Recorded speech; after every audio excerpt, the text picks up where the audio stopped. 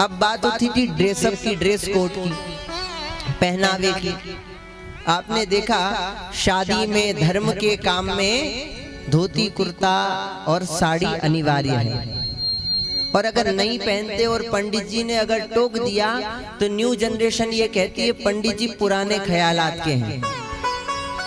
पंडित जी, इसका सीधा सीधा उदाहरण आप समझिए। आप लोग स्कूल जाते हो, छोटे छोटे बच्चे जितने भी हैं, अगर टाई लगा के नहीं जाते हो तो पनिशमेंट मिलती है कि नहीं मिलती?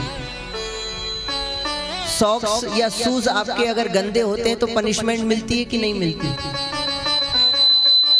ड्रेस गंदी हो तो पनिशमेंट मिलती है कि नहीं मिलती? और अगर आप स्कूल में ड्रेस पहनकर नहीं जाओ तो स्कूल वाले क्लास में बैठने देते हैं? नहीं देते ना।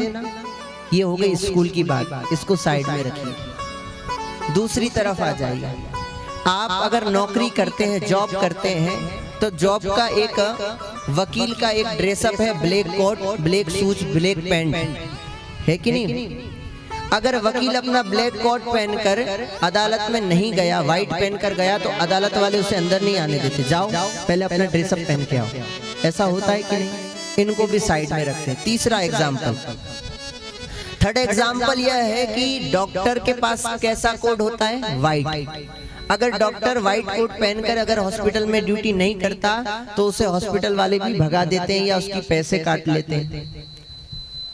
तो बिना व्हाइट कोट के डॉक्टर को अपनी ड्यूटी नहीं कर पाता, बिना ब्लैक कोट के वकील अपनी ड्यूटी नहीं कर पाता, बिना ड्रेस के बच्चा अपने स्कूल में पढ़ाई नहीं कर पाता। तीनों को साइड में रखते हैं। चौथी बात लाते हैं।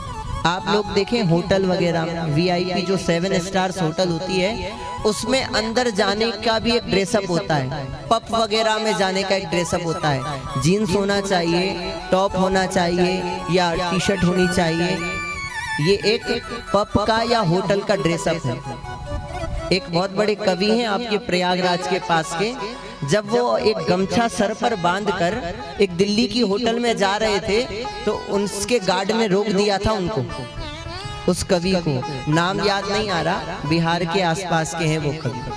तो उस कवि के जितने भी फॉलोवर्स थे उन सभी ने उस होटल के आगे धरना दिया था और धरना देकर कहा था कि ये कहाँ की संस्कृति है, होटल में हम पैसा दे रहे हैं ना, तो पैसा दे रहे तो हम कुछ भी पहन कर आए।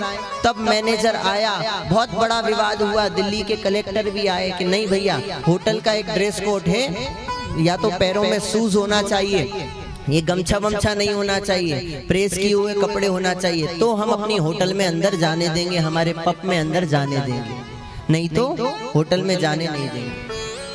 यहाँ से तो आप रुक गए, लेकिन अगर पंडित जी ने मंदिर में आने से आपको रोक दिया कि नहीं आपने वस्त्र अच्छे नहीं पहने, छोटे पहने हैं, कम पहने हैं, तो आप कहोगे पंडित जी कम बुद्धि के हैं, पुराने ख्यालात के हैं।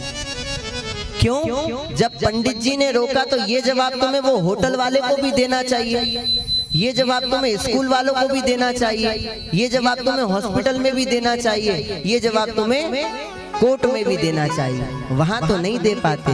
क्यों? क्योंकि अगर वकालत में बोलेंगे तो भैया वो खुद 306 लगा देगा, 307 लगा के अंदर कर देगा। अगर हॉस्पिटल में बोले तो नौकरी से निकाल देगा, स्कूल में बोले तो सर रस्टिकेट कर देंगे, स्कूल से TC हाथ में थमा देंगे। लेकिन हाँ, पंडित जी को बोल सकते हैं। क्यों? पंडित जी से थोड़ी कोई घाटा है, उनके ऊपर तो हम चढ़ जाएंगे, अरे आपने बोला क्या, तो बोला कैसे। और तो और आज के जितने भी बच्चे हैं, अगर पंडित जी को इंग्लिश आती हो तो उनके विचार से पंडित जी समझदार है, और अगर पंडित जी को इंग्लिश नहीं आती तो न्यू जनरेशन ये समझती अरे ये तो कम पढ़े लिखे। और अगर पंडित जी पूछ लें कि हाँ भैया आओ इधर भागवत का ये श्लोक पढ़ के दिखाओ, तो नहीं पढ़ पाएंगे। तो बात है सनातन संस्कृति को धारण करने की। हमारा पहनावा, हमारी संस्कृति पर हमें और आपको गर्व होना चाहिए। विदेशी महिलाएं, विदेशी लोग हमारी संस्कृति अपना रहे हैं, साड़ी पहन रहे हैं, सूट पहन रहे हैं, पुरुष जीन्स हटाकर धोती कुर्ता पजामा पहन रहे हैं, कुर्ता पजामी पहन रहे हैं। तो हम क्यों विदेशों की वह तुच्छ गिरी हुई व्यवस्था को धारण करें, अपनाएं। आज इस विषय को अपने अपने घर जाकर विचार जरूर करना, और कोई क्वेश्चन आए मन में तो कल और कथा होगी, हमें बताइएगा। प्रेम से कहिए, लेकिन जिम्मेदारी है आपकी, आपको आपके धर्म की, सनातन धर्म की रक्षा करनी पड़ेगी।